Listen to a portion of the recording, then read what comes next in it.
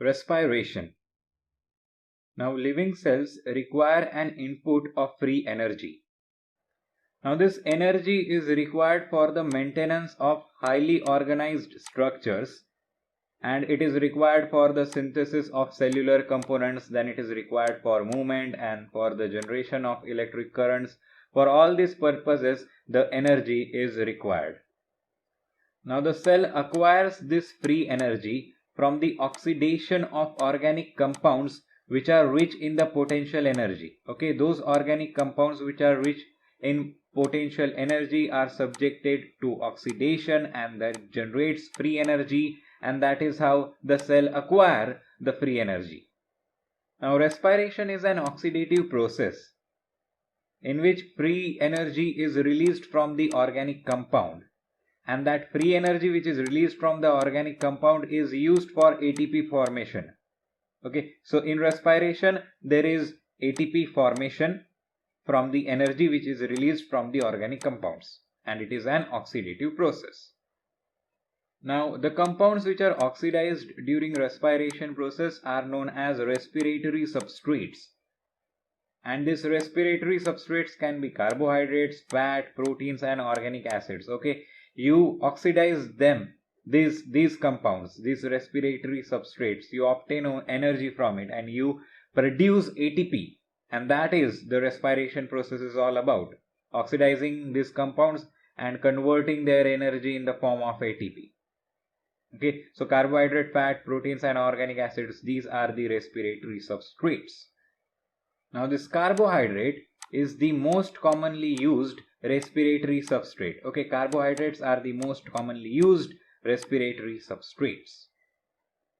Now, during the oxidation in the cell, all the energy contained in the respiratory substrates is not released free in just a single step. In single step, all the energy of the respiratory substrate is not released. Now, the free energy is released in multiple steps in a controlled manner, and the free energy which is released is used for ATP synthesis, and then this ATP is broken down whenever and wherever the energy is needed.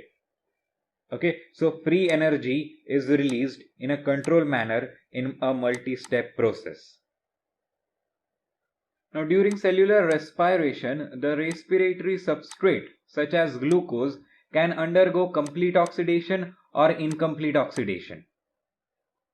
Now, the complete oxidation of the substrate in the presence of oxygen releases carbon dioxide, water, and a large amount of energy which is stored into that substrate. Okay, the complete oxidation of the substrate happens in the presence of oxygen, and it releases carbon dioxide, water, and energy. Now, the complete oxidation of the substrate in the presence of oxygen is known as aerobic respiration. Okay, what is aerobic respiration? Well, it is the complete oxidation of the substrate in the presence of oxygen. Now, carbohydrates, fats, and proteins, these all can be oxidized as fuel. Okay, you can oxidize all of them and generate energy. Now, the oxidation of glucose is an exergonic process. Now, the exergonic reaction proceeds by the net release of the free energy. Okay, there is net release of the free energy whenever the exergonic reaction takes place. Now, when 1 mole of glucose, which weighs about 180 gram, is completely oxidized in the presence of carbon and it gives carbon dioxide and water, approximately 2870 kilojoule and 686 of kilocalorie energy is liberated. Okay, how much energy is liberated when there is complete oxidation of 1 mole of glucose? Well, the energy liberated is about 2870 kilojoules or 686 kilocalorie. Now, part of this energy is used for ATP synthesis. Okay, some part of this 2870 kilojoules is used for ATP synthesis. Now, when each glucose molecule is broken down into carbon dioxide and water by respiration, then for each individual glucose molecule, 30 to 32 ATP molecules are generated. Okay, when you oxidize one glucose molecule into carbon dioxide and water, you will get 30 to 32 ATP molecules, which have 7.3 kilocalorie per mole of free energy. Okay, this 30 to 32 molecules have 7.3 kilocalorie per mole of free energy within them. That is, when you break down this 30 ATP molecules, you get 7.3 kilocalorie per mole of free energy.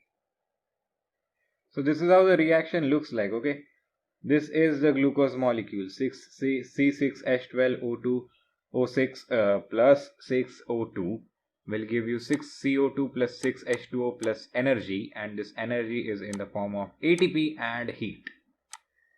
Okay, so some part of that energy is converted into ATP. Okay, not all the energy. Some energy is also released as heat. Okay, that's the point that should be noted here. Now, this incomplete oxidation of the respiratory substrates occur in the anaerobic condition, that is, in the absence of oxygen. In the absence of oxygen, there is incomplete oxidation of the respiratory substrates, and that is known as anaerobic condition, that is anaerobic respiration. Now, in anaerobic respiration, the substrate is never totally oxidized. Okay, total oxidation of the substrate never occur. And the thing is that the energy which is generated by anaerobic respiration is always lesser than aerobic respiration. Now let's have an introduction about aerobic respiration. Now, the enzyme catalyzed reaction that occur in aerobic respiration can be grouped into three major classes, that is glycolysis, citric acid cycle, and oxidative phosphorylation. Okay, so these three major processes are there in aerobic respiration, that is glycolysis, citric acid cycle, and oxidative phosphorylation. Now, this glycolysis takes place in the cytosol of cells in case of all living organisms. Now, this citric acid cycle takes place in the mitochondrial matrix in case of eukaryotic cells, and the citric acid cycle takes place in the cytosol in case of prokaryotic cells. Okay, glycolysis is only taking place in the cytosol in case of all living organisms, but the citric acid cycle takes place in the mitochondrial matrix in case of eukaryotic cell, and it takes place in the cytosol in case of prokaryotic cells. Now, the oxidative phosphorylation takes place in the inner mitochondrial membrane. Okay, so for an overview, the glycolysis is taking place in the cytosol of the cell. The citric acid cycle is taking place in mitochondrial matrix in case of eukaryotic cell, and cytosol in case of prokaryotic cells, and the oxidative phosphorylation is taking place in the inner mitochondrial membrane. Now, in prokaryotes also, the oxidative phosphorylation takes place, and it takes place in the plasma membrane. In case of eukaryotes, it is taking place at the inner mitochondrial membrane, and in case of prokaryotes, it is taking place in the plasma membrane.